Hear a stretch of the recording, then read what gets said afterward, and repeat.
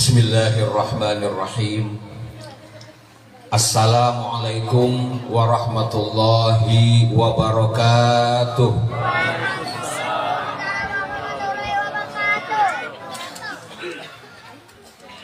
Alhamdulillahilladzi an'amana bimaulidi sayyidil anam. Ahmaduhu subhanahu wa ta'ala ala ma'aulana minal in'am. Ashhadu an la ilaha illallah wahdahu la syarika lah, syahadatan tunajji qailaha minal kurubil azam. Wa ashhadu anna sayyidana wa nabiyyana Muhammadan abduhu wa rasuluh dzu syafa'atil uzma yaumal izdiham. Allahumma salli wa sallim wa karrim wa azim ala habibina wa syafi'ina wa maulana Muhammadin wa ala alihi wa ashabihi alladhina sabaquna bil Islam. Subhanaka la ilma lana illa ma 'allamtana innaka antal alimul hakim wa tub alaina innaka antat tawwabur rahim wahdina wa wafiqna ila siratikal mustaqim wa 'afina wa'fu 'anna bi rahmatika ya arhamar rahimin. Hasantu nafsi bil hayyil ladzi la yamut wa dafa'tukumus su'a bila haula wala quwwata illa billahil aliyil azim. Amma ba'd. Yang sama-sama kita muliakan para alim ulama, para asatid, tuan-tuan guru, bil khusus Fadilatul Ma'ali Tuan Guru Abdul Hamid, alhamdulillah berkesempatan hadir bersama-sama dengan kita, dan guru-guru lainnya yang tidak dapat kami sebutkan satu persatu. Yang sama-sama kita hormati orang tua kita, Bapak Lurah kita, alhamdulillah berkesempatan hadir juga, berkesempatan bersilaturahmi dengan kita, masyarakat di Kampung Baru 3 dan sekitarnya. Tokoh-tokoh agama, pemuka-pemuka masyarakat yang sama-sama kita hormati, kita muliakan, kita dengarkan nasihatnya. Rekan-rekan panitia, hadirin, hadirat, para undangan, jemputan majelis sekalian yang berbahagia, termasuk anak-anak kita yang alhamdulillah bisa kita bawa di tempat-tempat, di majelis-majelis seperti ini. Sebagaimana dulu abah kita, mama kita kalau ke pengajian waktu kita kecil-kecil kan dibawa seperti ini. Mudah-mudahan kiranya, dan alhamdulillah kada banyak sedikit barang, ada juga kada cukup hagan orang, hagan diri saurang. Mudah-mudahan kina anak-anak yang biasa kita bawa ke majelis-majelis, kiranya kalau sampai saatnya nanti kita harus kembali kepada Allah, ada yang menggantikan kita. Amin ya Allah ya Rabbal alamin. Saya amat sangat mengapresiasi luar biasa. Sebenarnya apa yang ingin saya sampaikan di pembukaan ini persis seperti yang disampaikan oleh orang tua kita, Bapak Lurah tadi. Bermajelis kita di tempat ini sebagai bentuk syukur kita, sebagai bentuk luar biasa syukur kita kehadirat Allah Subhanahu wa taala. Maka kita selenggarakan masyarakat di sini, bakaramaan bersama-sama, bergotong royong, sama-sama tenaganya, sama-sama biayanya, semuanya sama-sama. Alhamdulillah terselenggara. Mudah-mudahan kiranya kita seluruhnya, apalagi kawan-kawan masyarakat Kampung Baru ini, betul-betul kainan. Di dalam kitab tasawuf itu, saya ada ketemu kitab Al-Mawsu'ah Al-Yusufiyah min adilati Sufiyah. Kitabnya cetakan Beirut, habang warnanya, merah warnanya. Di dalam kitab itu, orang yang masuk ke dalam kelompok umatnya Nabi Muhammad itu totalnya, seluruhnya akan mendapatkan 27 kali syafaat. Itu dalam kajian tasawuf, 27 kali syafaat. Yang paling ganal, yang paling besar itu nilai syafaatnya, yang oleh istilah di dalam literatur tasawuf itu, di dalam istilah tasawuf itu dinamakan dengan asyafaatul uzma, itu yaitu diakui oleh baginda Nabi sebagai umatnya. Ini yang paling ganas. Mudah-mudahan kiranya harapan tadi sampaikan oleh orang tua kita, oleh pimpinan kita, oleh Pak Lurah kita, mudah-mudahan kita bujur-bujur benar-benar bisa diakui oleh baginda Nabi Shallallahu Alaihi Wasallam sebagai umatnya yang terakhir kaina setelah selesai timbangan amal dibawa oleh baginda Nabi masuk ke dalam surganya Allah sebelum nabi-nabi yang lain, sebelum umat-umat yang lain boleh masuk ke dalam surganya Nabi, ke dalam surganya Allah. Kita dahulu semuanya dibawa. Amin ya Allah ya Rabbal alamin. Tadi kan dibaca oleh sahabat-sahabat, kawan-kawan dalam maulid tadi. Nabi itu kan qasimu amdadik fi ibadik wasaki kuusi irdadik. Jadi Nabi itu pemegang kunci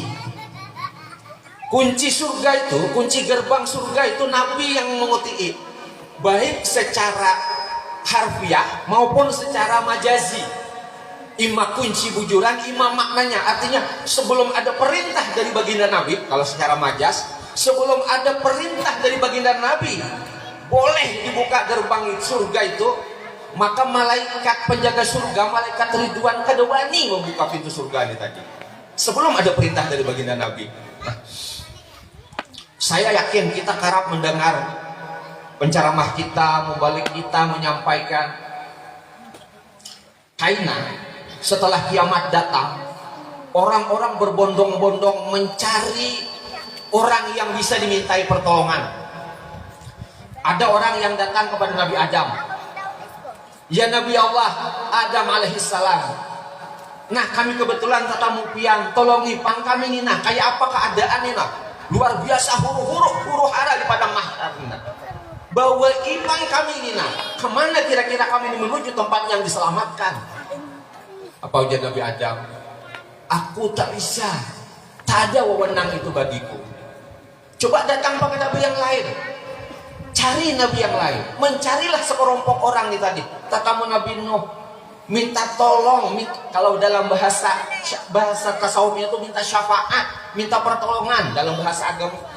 Bahwa ipang kami nak tolong ipang kayak apa? Nah keadaan kita nih, nah luar biasa dahsyatnya. Nabi Nuh pun angkat tangan, tak bisa memberikan pertolongan. Begitu berketerusan, datang kepada Nabi yang lain, datang kepada Nabi Musa. Nabi Musa tak bisa menolong. Datang kepada Nabi Harun, Nabi Harun tak bisa menolong. Datang kepada Nabi Sulaiman, Nabi Sulaiman juga angkat tangan. Sampai seterusnya, sampai kepada Nabi Isa alaihissalam. Nabi Isa juga tak bisa menolong. Sampai ujar Nabi Isa, coba pang datangi Sayyidul Anbiya wal Mursalin, pimpinannya para nabi, yaitu baginda Nabi Muhammad sallallahu alaihi wasallam. Datang pang, ujar Nabi Isa kepada Nabi Muhammad. Ternyata oleh Allah Subhanahu wa taala yang diberikan wewenang untuk memberikan syafaat atau pertolongan itu hanya baginda kita Nabi besar Muhammad sallallahu alaihi wasallam. Mudah-mudahan dengan kegembiraan kita seluruhnya yang berkesempatan hadir di tempat ini, keluarga-keluarga kita yang belum sempat hadir seluruhnya, kiranya diakui oleh baginda Nabi kita ini sebagai umatnya, bisa masuk ke dalam kelompoknya Nabi, berkumpul bersama di dalam surganya Allah. Amin ya Allah ya Rabbal alamin. Kaum muslimin jamaah sekalian yang dimuliakan Allah,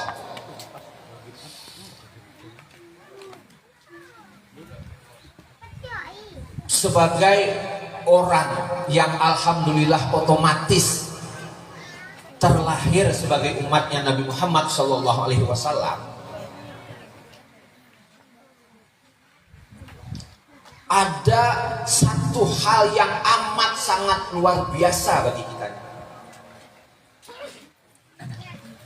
Yang ujar ulun tadi nih, waktu kita halus, waktu kita kecil, rancak bana, karap bana, seringkali kita oleh orang tua kita, oleh abah kita, oleh mama kita dibawa ke majelis.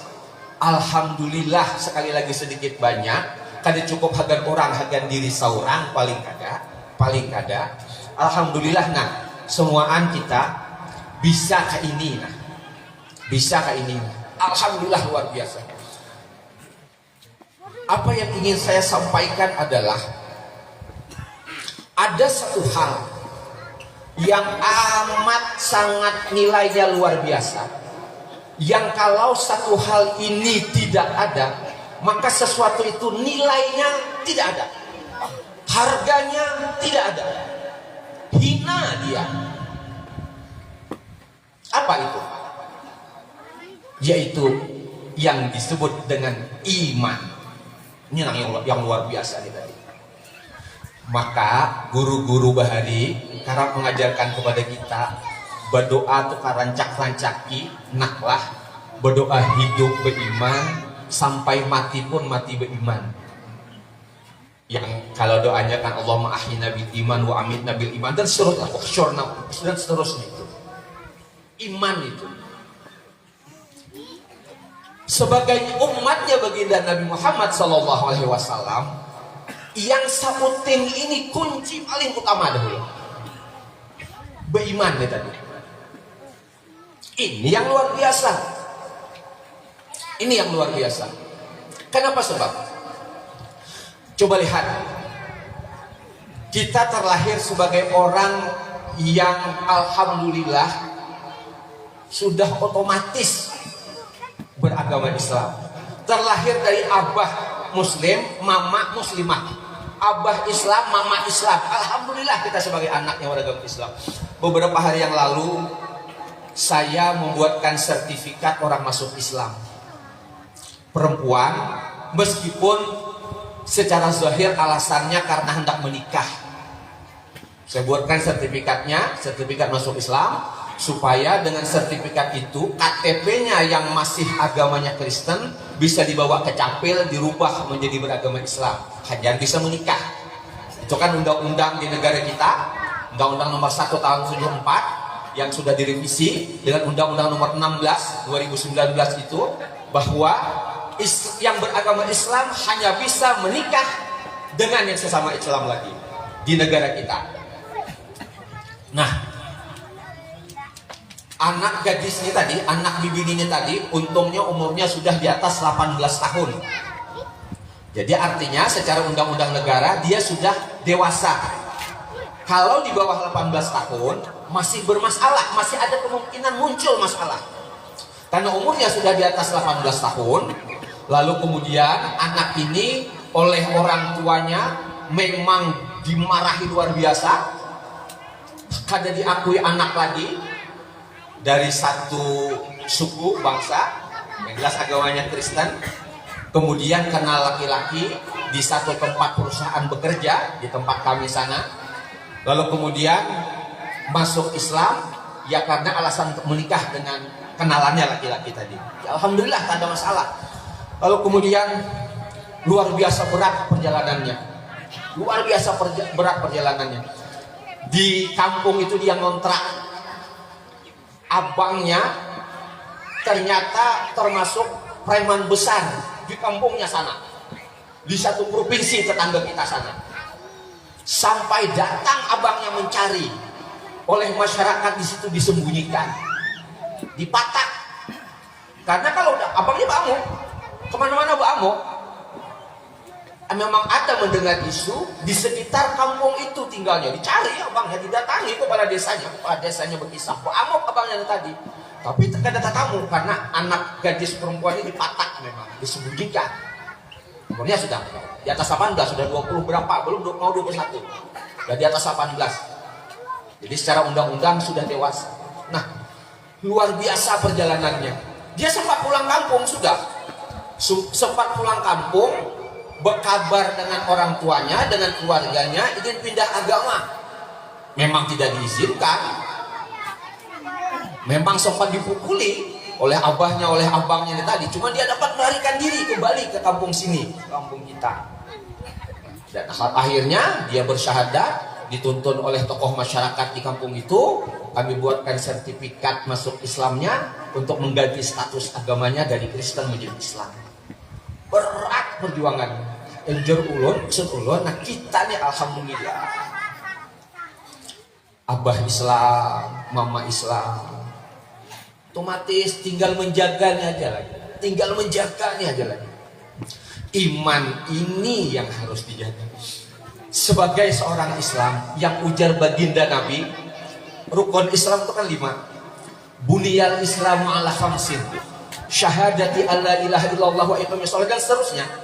Agama Islam itu didirikan, ditegakkan atas 5 perkara. Yang pertama bersyahadat itu tadi. Syahadat itulah titik utama yang disebut orang yang tadi beriman. Bersyahadat, dia mengakui Tuhan yang dia sembah hanya Allah. Nabi ikutannya adalah Nabi Muhammad SAW. Itulah iman. 7,4 miliar penduduk di dunia nih, dari 195 negara. Kita ini terdiri dari 6 benua. 6 benua ini terdiri dari 195 negara. 7,4 miliar penduduk dunia ini, 1,8 saja yang beriman itu. 1,8 miliar penduduk muslimnya, alias kurang lebih 20 sekian persen. Ya Allah, untungnya kita, untungnya luar biasa. Untung luar biasa. Sebagai orang yang beriman nih tadi.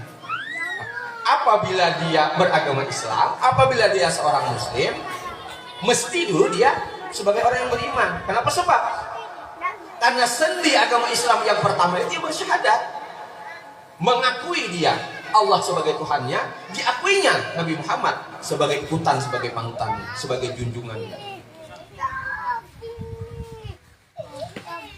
Lalu kemudian, kenapa dikatakan apabila orang ini tadi beriman sebagai orang yang sangat beruntung, orang yang sangat mulia? Kita kasih contoh kayak gini. Fir'aun itu apalagi kurangnya? Fir'aun itu di dalam riwayat tidak pernah sakit. Dia berkuasa luar biasa. Bahkan sampai di dalam Al-Quran itu oleh Allah dijelaskan, dia itu mengikrarkan diri sebagai Tuhan. Ana rabbukumul a'la, aku ini Tuhanmu yang maha tinggi. Apa yang dia tidak bisa? Kerajaan besar dia punya, kekuasaan dia punya.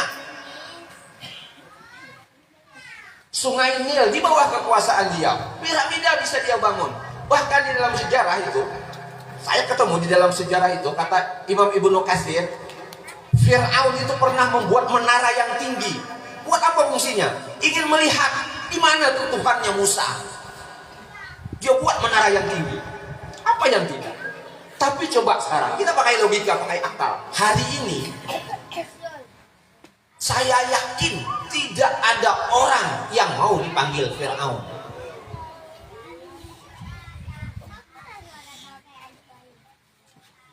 Bahkan kita, gak ada di antara kita sebagai orang tua yang mengarani anak kita ke Fir'aun. Tak ada. Tak ada. Misal saja.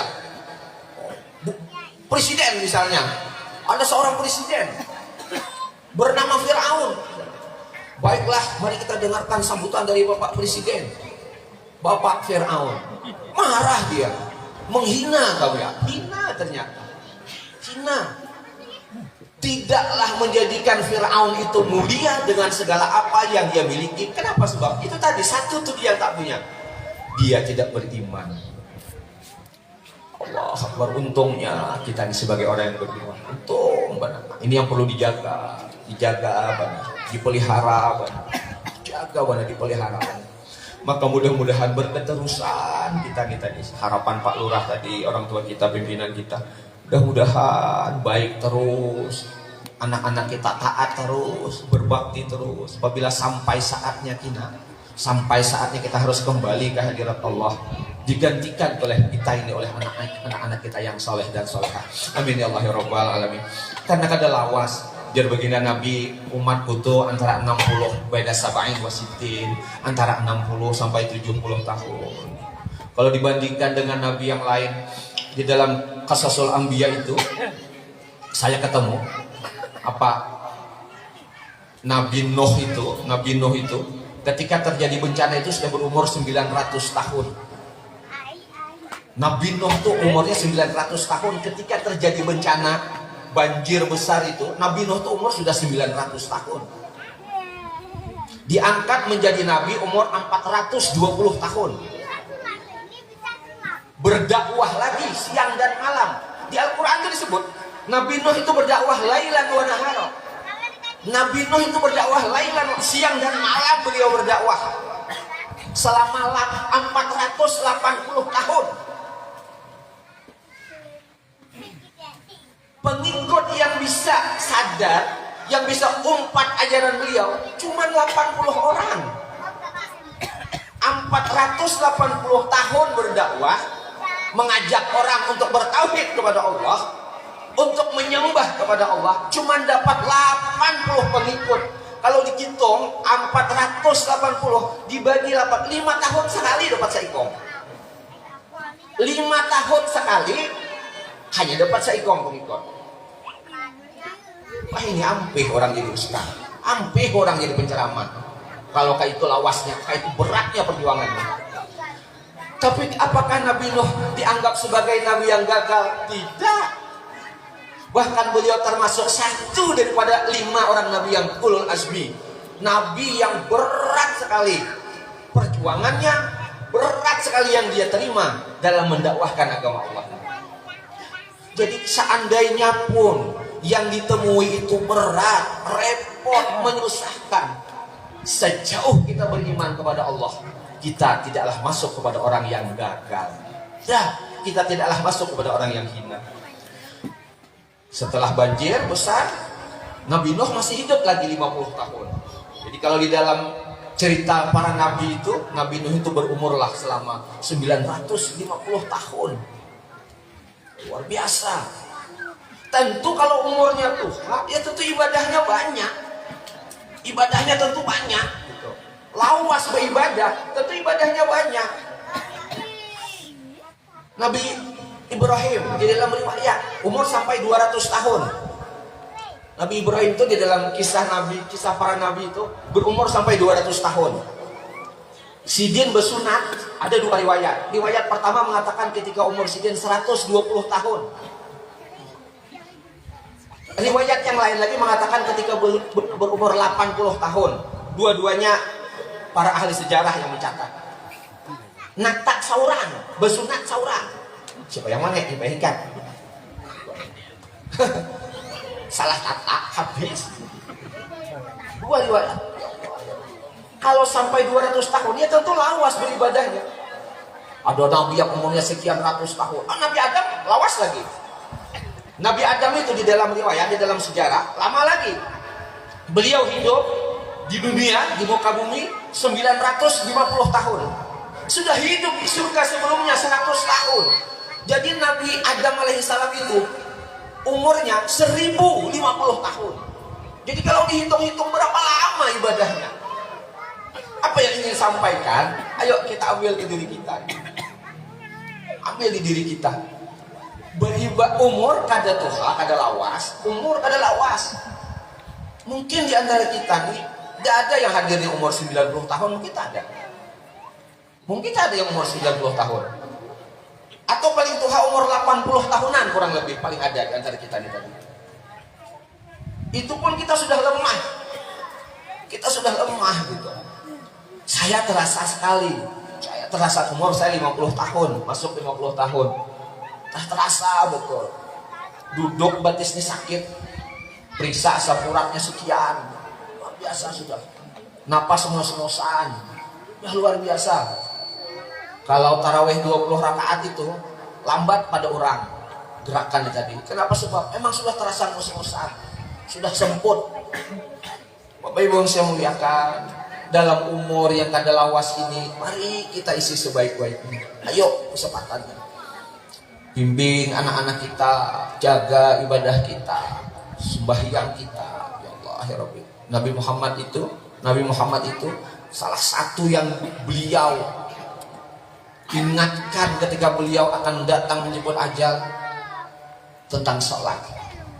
Ini Bapak Ibu, saya di kantor KUA itu mengecek anak-anak kita yang akan menikah.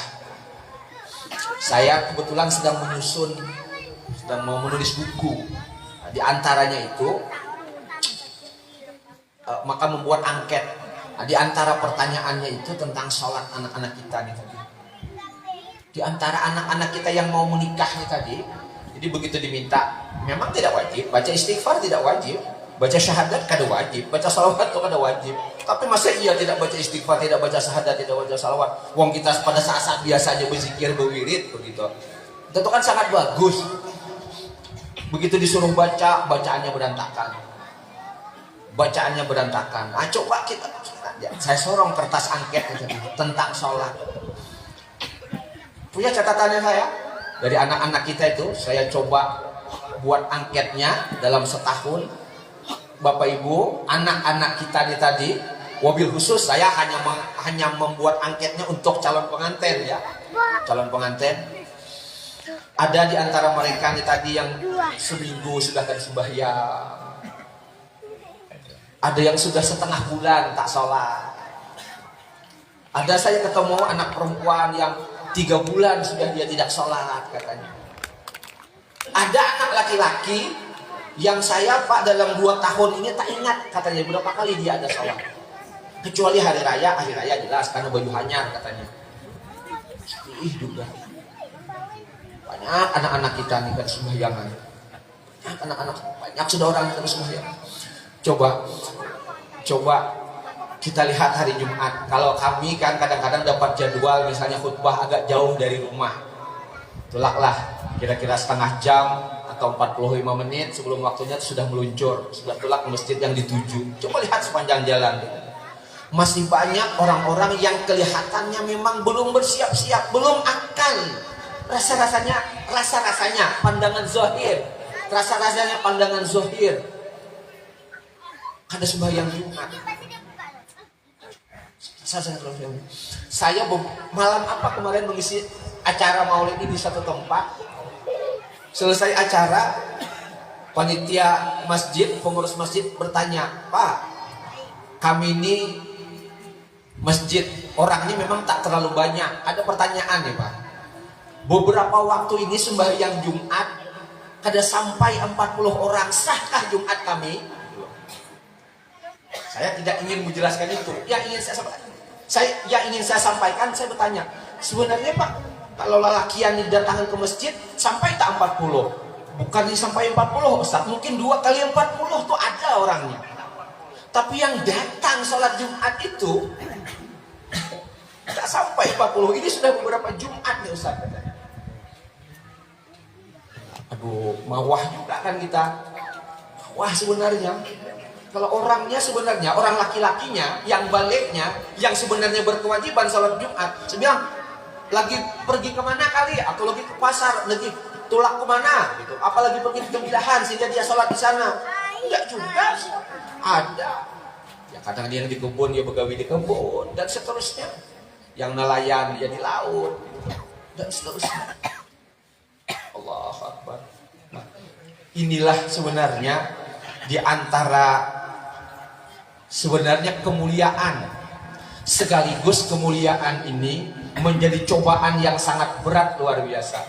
Saya baca dulu umat-umat zaman Nabi yang dulu seperti Bani Israel itu Bapak Ibu, kalau melakukan sebuah maksiat besar itu hukumannya tuh dinampakkan di dunia.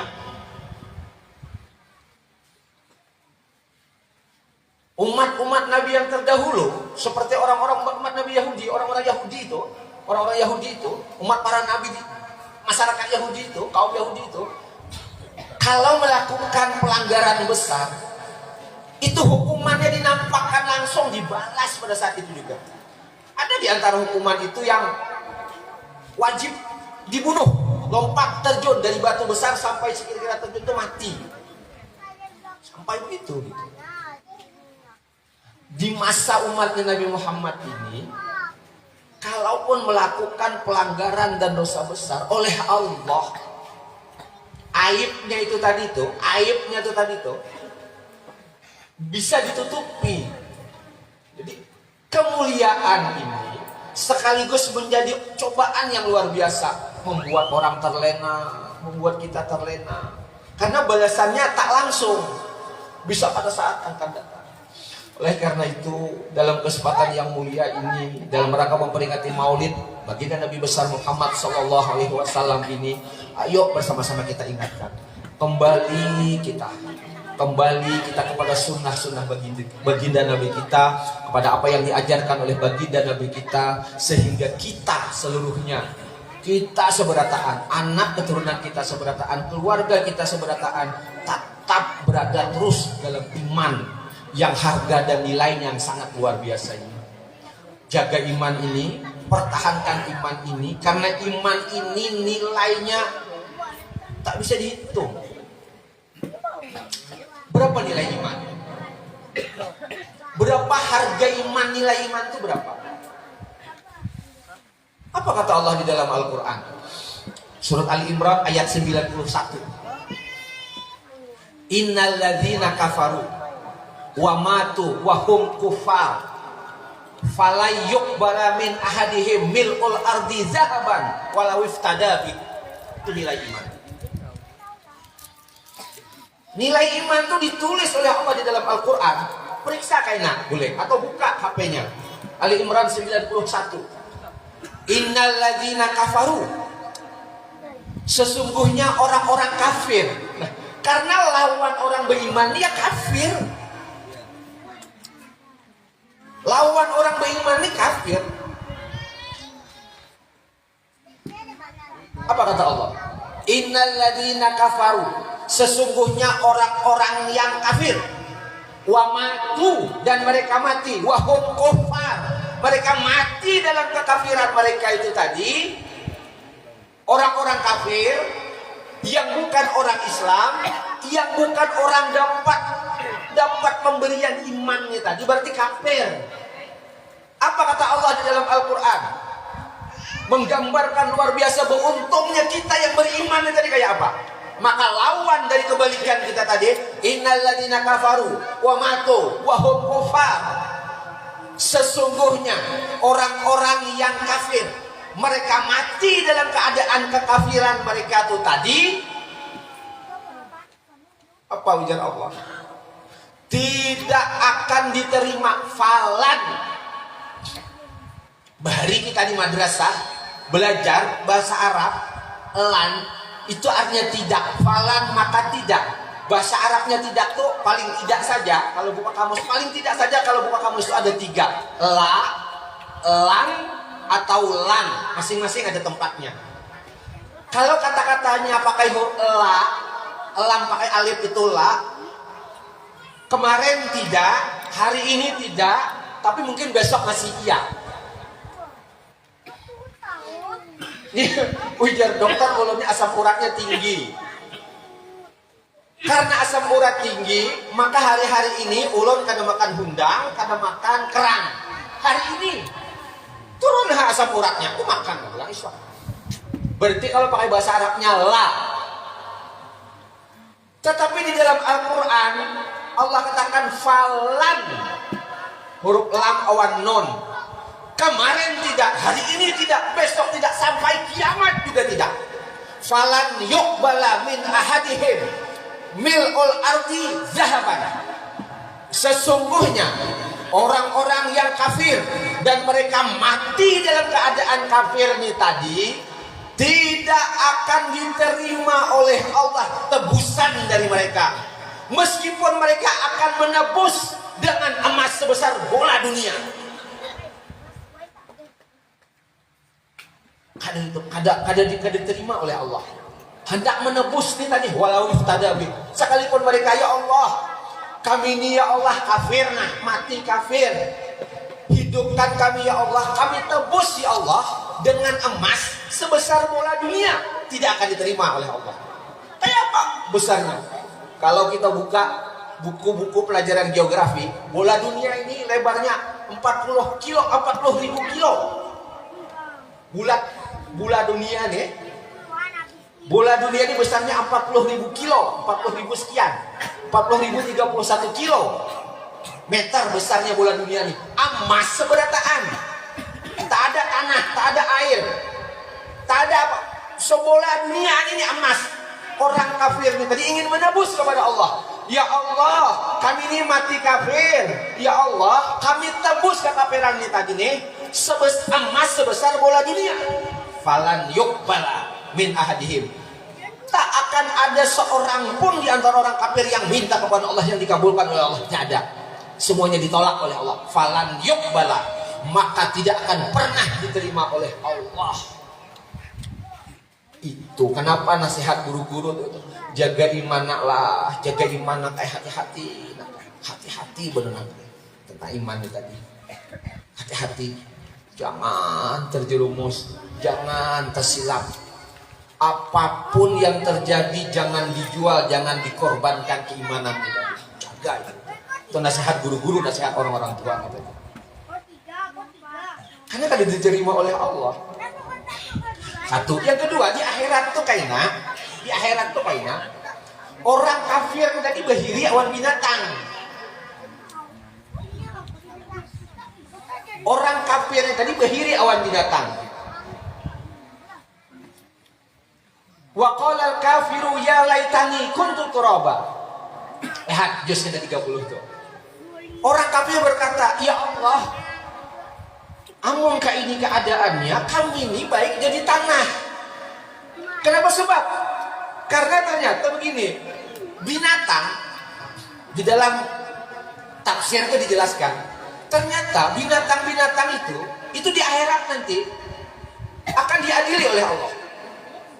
Tapi setelah diadili jadi tanah.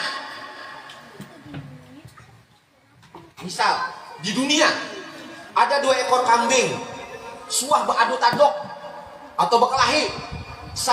Di dalam kitab itu diceritakan seekor kambing hitam besar, tanduknya panjang. Waktu di dunia pernah menzalimi kambing putih. Kambing putih ini tadi badannya kecil, kurus, tak ada tanduk. Ditanduk oleh kambing hitam ini tadi. Nanti di akhirat 2 ekor kambing ini diminta Allah lagi diadili untuk bersikap adil. Keadaannya dibalik. Kambing hitam yang di dunia tadi besar dikecilkan oleh Allah, tanduknya dicopot, dilepas. Kambing putih yang tadinya kecil dibesarkan oleh Allah, dikasih tanduk. Kambing putih, tanduk kambing hitam. Dibalas kena di akhirat kambing putih yang menanduk kambing hitam. Setelah itu dia jadi tanah. Tidak apa-apa. Selesai. Di dunia ular makan kodok. Kodok tak berdaya. Nanti di akhirat akan Allah panggil, nanti dibalas, diadili. Kodok dibesarkan, kodok yang akan menyiksa ular. Setelah itu dua-duanya jadi tanah. Orang kafir kada ini persoalannya, maka bujur. Ya Allah. Wa qala al-kafiru ya laitani kuntu turaba. Kenapa? Jadi ulama tafsir mengatakan, kenapa sampai orang kafir berkata, "Ya Allah, faya laitani kuntu turaba." Di dalam gramatika Arab, laita itu angan-angan, tapi angan-angan yang tak akan mungkin pernah bisa terwujud dan tercapai. Orang kafir berkata, "Faya laitani kuntu turaba." Ya Allah, amun ini keadaannya kami yang mati kafir tadi, baik kami jadi tanah. Kenapa sebab? Karena ternyata kata para ulama tafsir, orang kafir itu nanti dia akan kekal di dalam neraka. Beda dengan orang Islam yang beriman nih tadi. Sejahat-jahatnya orang Islam, sejahat-jahatnya orang beriman, maksiatnya banyak. Sebanyak pasir di pantai, tambah sebanyak buih di lautan, tambah sebanyak bintang ke bintang di langit misalnya. Tapi nya muslim, tapi nya mukmin. Pernah dia mengucapkan 2 kalimat syahadat. Pernah dia berikrar asyhadu alla ilaha illallah wa asyhadu anna muhammadar rasulullah. Iya, dia akan disiksa dulu, tapi masih ada harapan dia berdiri di timbangan amal. Masih ada harapan, masih ada kesempatan dia berdiri di timbangan amal.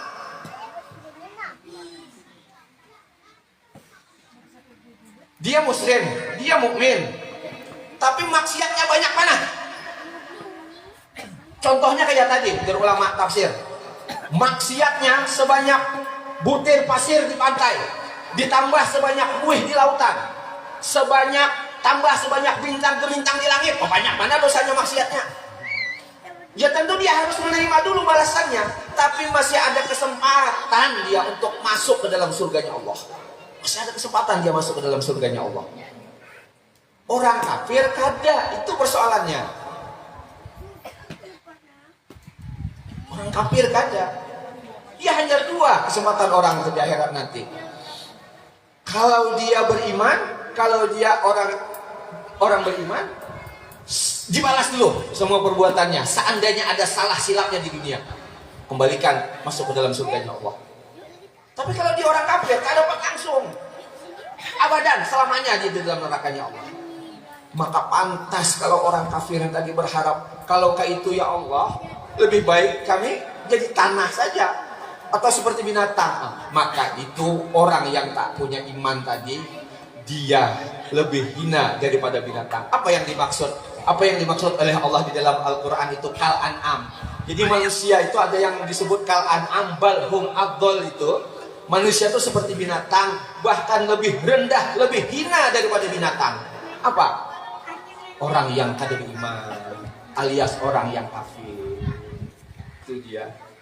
Karena kalau binatang, meskipun dia diadili sesuai perbuatannya ketika di dunia, dijadikan tanah, nggak ada apa-apa lagi, tak ada siksa-siksa lain lagi, kecuali pembalasan keadilannya tadi dituntut oleh Allah. Beda dengan orang kafir. Mereka berada di dalam neraka khalidina fiha karena tidak beriman tadi.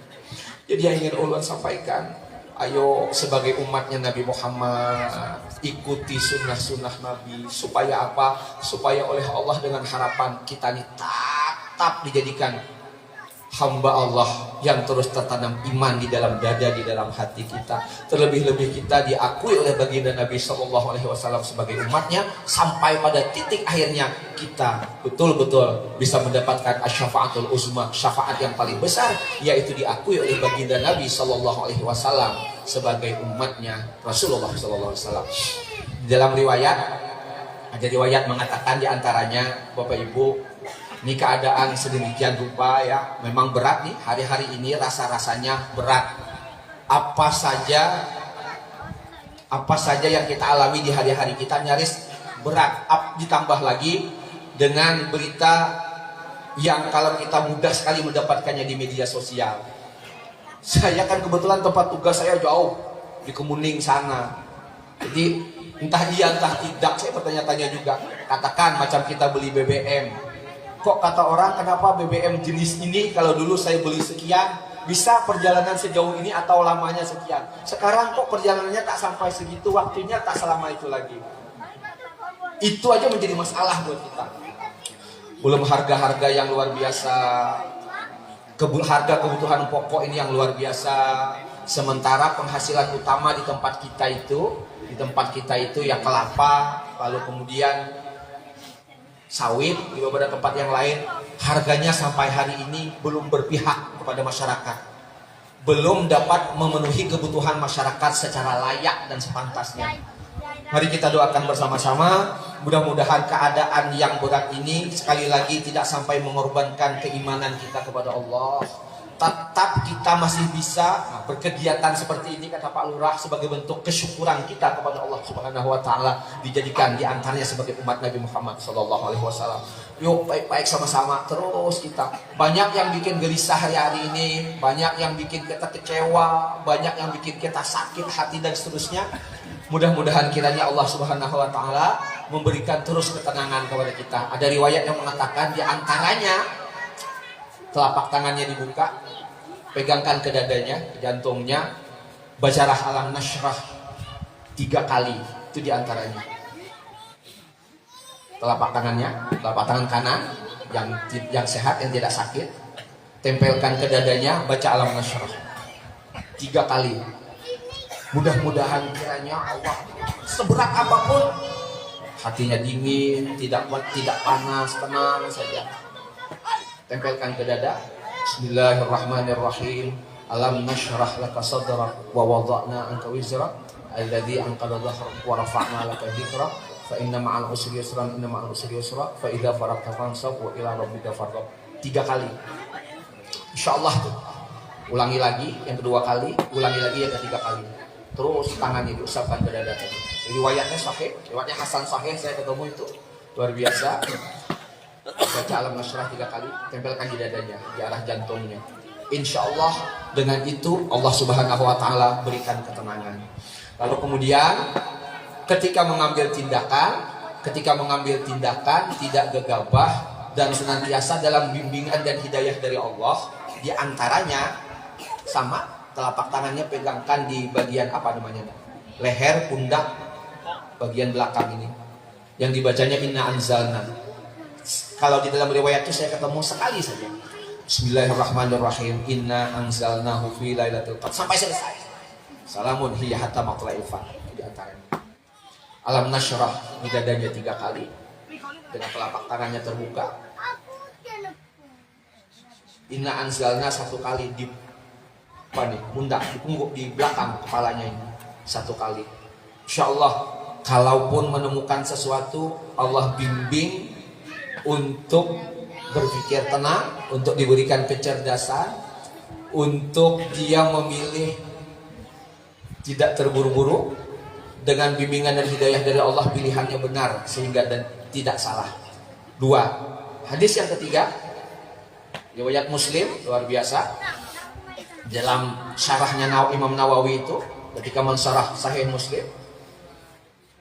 siapa orang yang baca raditu billahi robba 3 kali, apa kata baginda Nabi? Ana za'imun an akhudha biyadihi hatta udkhilahul jannah. Saya akan membimbing tangannya, kata baginda Nabi, akan saya papah, saya bawa dia masuk ke dalam surganya Allah. Bismillahirrahmanirrahim. Raditu billahi robba wa bil islami dina wa bi Muhammadin nabiyya wa rasula. Raditu billahi robba wa bil islami dina wa bi Muhammadin nabiyya wa rasula. Raditu billahi robba bil islami dina wa bi Muhammadin nabiyya wa rasula. Baca itu 3 kali. Kata baginda Nabi di dalam Sahih Muslim disyarah oleh Imam Nawawi, ana zaimun an akhudha biyadihi hatta udkhilahul jannah. Aku akan papah, akan kubimbing tangannya, kata baginda Nabi, akan kubawa dia masuk ke dalam surga Allah. Mudah-mudahan dengan terus menghadiri majelis-majelis seperti ini, kita kiranya senantiasa terus diberikan hidayah oleh Allah. Hidayahi terus oleh Allah.